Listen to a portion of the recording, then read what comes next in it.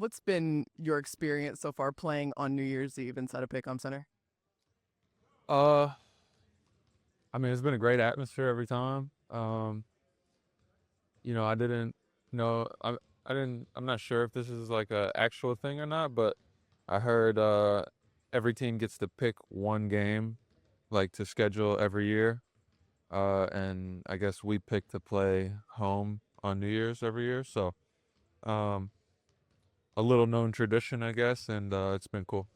You guys have obviously a lot of familiarity with Portland, just with what you've learned over playing against them 3 times already this season. What's top of mind going into this matchup? Um, just keying in on uh, their style of play, what they like to do on offense, what they're most effective at as a team and as individuals, and just not losing sight of that. Uh, with who's in or out of the lineup for them. Can you speak to just how important of a role AJ Mitchell has just carved out in such a short amount of time? Obviously missed a couple games, but recently came back, has been getting back to it. Yeah, AJ's been amazing all year. Um, he's been amazing since he got here. Obviously he had his foot injury last year.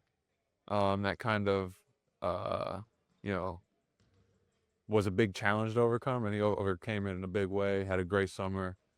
Came back even better than he was last year, and he's earned every bit of his role here on the team, and he's going to continue to carve out more and more for himself. As he just continues to grow as a player, and I'm a big fan of him, so I want to see him continue to do that. What's this process been like for you getting some PEs on the KDs? How cool has that whole experience been for you? No, it's been super sick. Just understanding that it's a shoe line that I've been wearing pretty much since I started playing basketball. Coming up, um, you know, I think first pair of KDs that I started wearing were fives, and then just kind of been wearing them every year ever since. And to kind of be able to put my own twist on them, my own colorways is super cool. And to have a couple pairs that I'm gonna be able to share with the public and that are gonna go to retail here pretty soon is super sick. I think personally, I love whoever's doing all the colorways of it. I personally think I have the best. So yeah. You guys have had 70 points in the paint in back-to-back games, and obviously you've played a big role in that. What's been the through line, do you feel like, over these last couple of games in generating some really good production there? I think it's a team effort. Just playing with force, but also uh, reading the game and what the other team's giving us. Obviously, teams don't want to let you just uh, you know get layups and close shots in the paint. But when you read the game and just take what the game gives you, transition buckets, reading the roller, reading the kickouts, offensive rebounding, and you kind of add all those things up at the end of the game, it can leave you in a good spot like that. And we just have to continue to do that. And if when teams really try to load up on the paint, we have to make the right play and knock down the shot from the outside. So. Ardia has kind of broken out as a 25 point per game scorer, driving a lot, getting to the line. You played him 3 times. What goes into just kind of limiting his production? He's a really good player. So, you have to understand that in this league, really good players, don't walk away from a game with 0 points. So it's not about shutting him out as much as it is making everything super difficult and, making things as hard as you can on him. And then trusting that if you do that over the course of a game, it'll give you a chance to win. Thunder rounding out a 4-game homestand around the holidays here with the Portland Trailblazers coming into town on New Year's Eve. I've got Chet Holmgren here with me. Chet, a great time, I'm sure, for family being here in town over the last handful of days. What's this been like for you all? I mean, during a long, arduous NBA season to just have this moment where your family's not having to come pop in and you actually get some extended time with them here. Yeah, no, it's always great to see family, and it's always great to have a little home stretch while you do it, because then you get to spend more time with them. And, it's not kind of taken away by travel and days on the road and all that. So it's been good. We're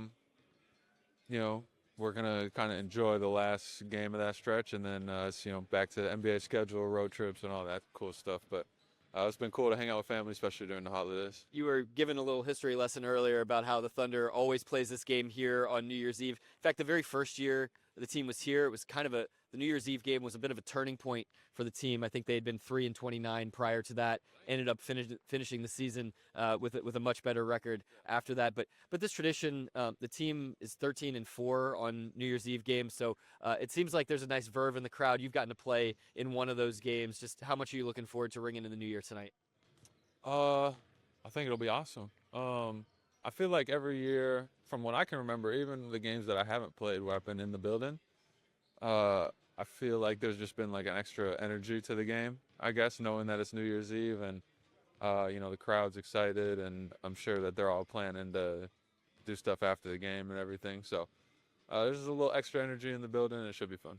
The last two games here on this homestand, the back-to-back against Philly and Atlanta, I think you guys have made like 108 field goals. I mean, just incredible shooting, efficient bucket getting. What's been the key just to the execution on that end of the floor? Just reading what the game's telling us to do and being aggressive out of that. Playing with pace.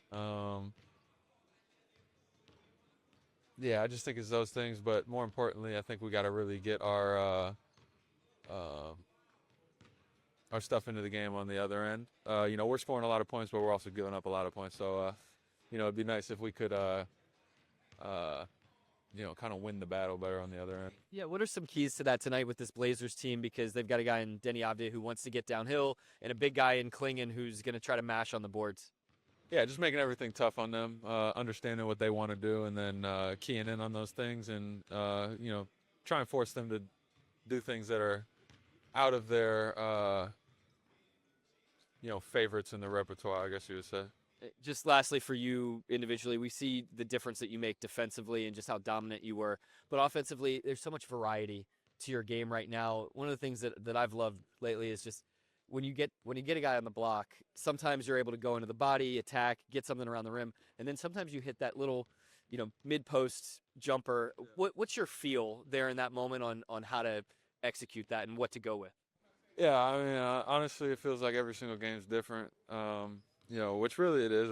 I feel like I get guarded different more than anybody else on the team, just depending on, other teams' personnel, how they want to scheme things up. But